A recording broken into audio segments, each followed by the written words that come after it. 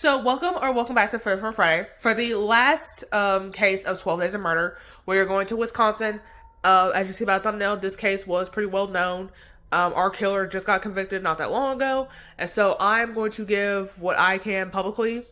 And if some more comes out that is important, I guess I will give updates as needed. But with that being said, I'm quit my rambling, and let's go and get started. So, Taylor Denise Cordano was born on November 12, 1997 in Chicago. Her mother, Maria, would sadly die from alcoholism when Taylor is about 12, apparently on May 20th, 2009. And then after this, apparently she would get into a fight with another student her senior year of high school and apparently got expelled. And then she would go live with her grandparents in Texas. And so in 2017, her father gets arrested for domestic abuse and apparently second-degree child abuse and is sentenced to 12 years. He is not allowed contact with anybody under the age of 18 unless he gets approval from an agent.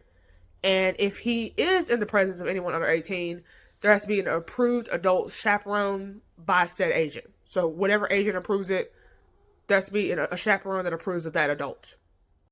And so in 2018, she would marry a man by the name of Warren Chabot. They would legally go change their last names together to Schabusiness.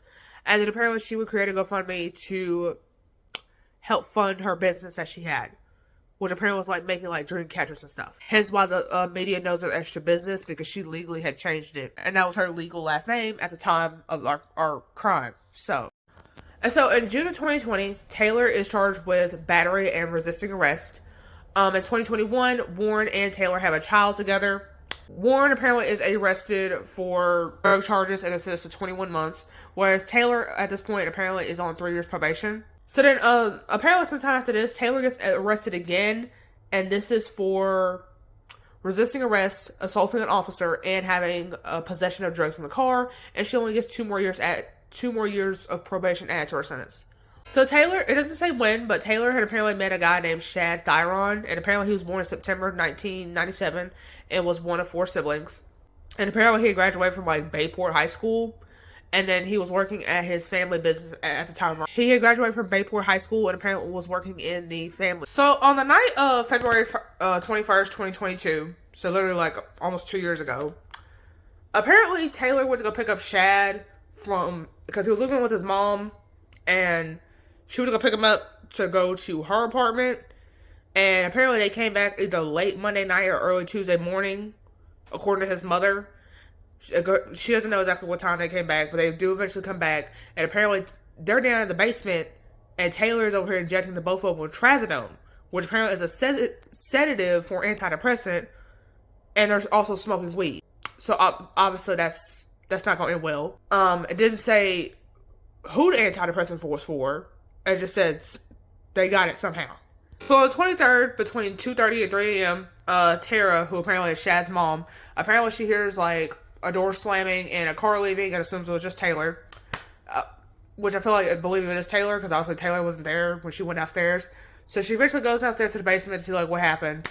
And she's looking for Shad. She doesn't see Shad, but she notices like this random ass bucket with like a blanket over it. She lifts the blanket, and there is her son Shad's head inside. She obviously calls 911 because And so police then find, apparently in a container that was still in the basement, they find apparently his chest.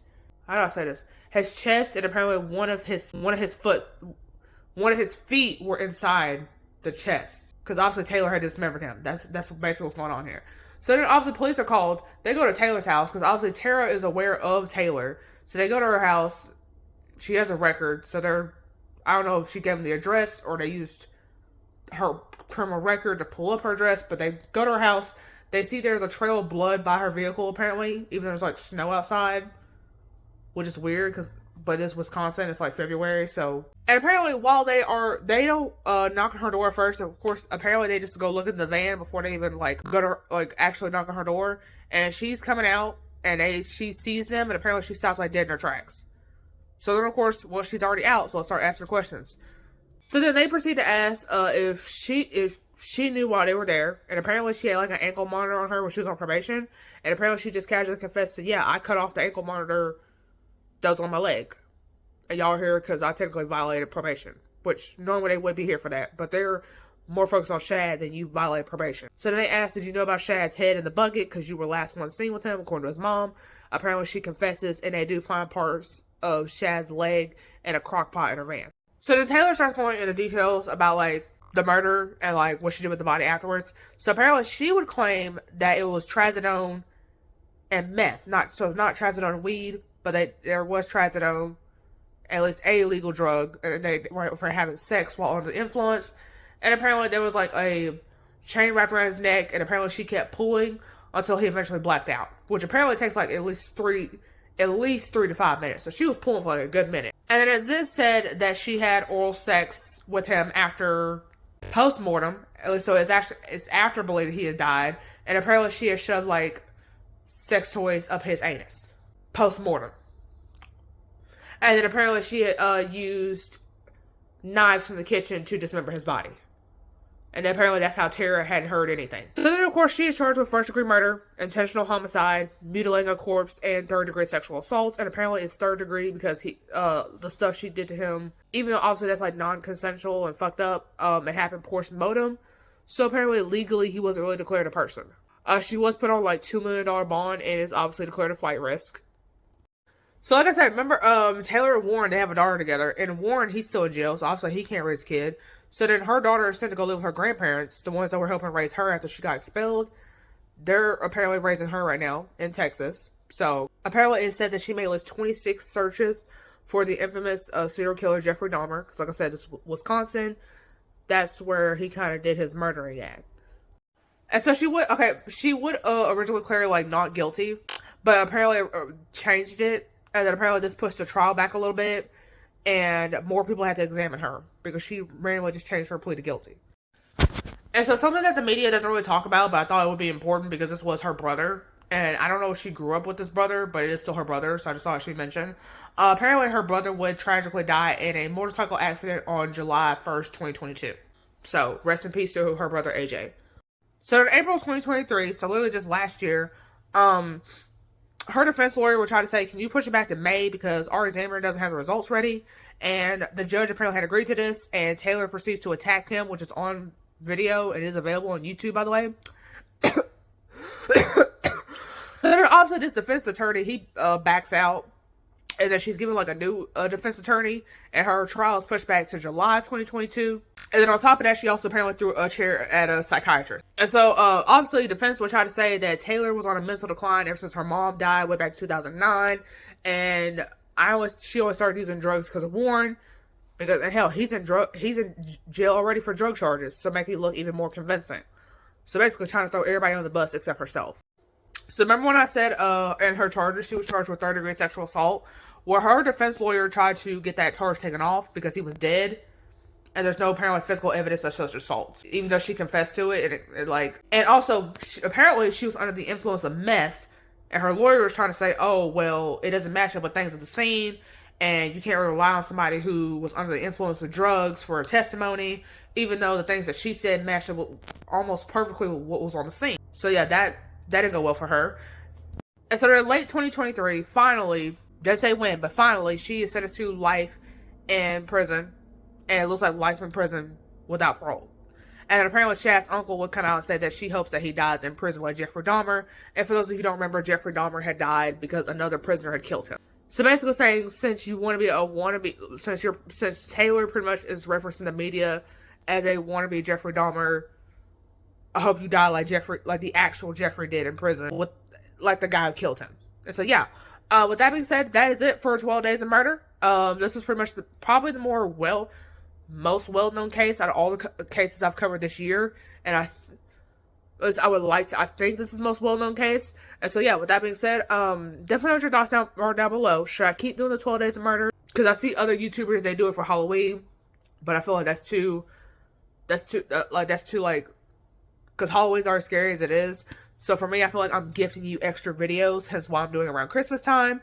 So yeah, definitely know what you think down below. If you have any more cases I feel I should cover, if you know anybody from this case personally, whether it be Taylor, Shad, Warren, anybody. If anybody knows where the baby is, make sure the baby's okay. Definitely know that down below too. And so with that being said, that's all I have for this video. And I'll see you guys on Friday. Bye. Like you in my bed, but you keep me on red. Oh, everything is like a test. I better not text or I'll come off desperate. But if I lay down and I play dead and I stay dead, baby, you'll get sick of being the monster out of my head, under my bed, thinking something out of my nightmares, standing right there. But if I lay down and I play dead and I stay dead, then will you get bored of killing me? So if I play dead, will you regret everything that you did, that you said? I don't think you understand what you're doing, and my heart's black and blue from the bruising. I feel like when I'm with you I'm losing. I feel like you think that this amusing, sitting there gaslighting and confusing. Was it me? Is it me? Am I deluded? I'm the one who's always sorry, the conclusion, even though I offer all of the solutions. I wish you loved me like I love you, it's stupid. When I'm alone with you I never feel lucid. I wish I wasn't struck by Cupid. I wish when I first saw you I knew this.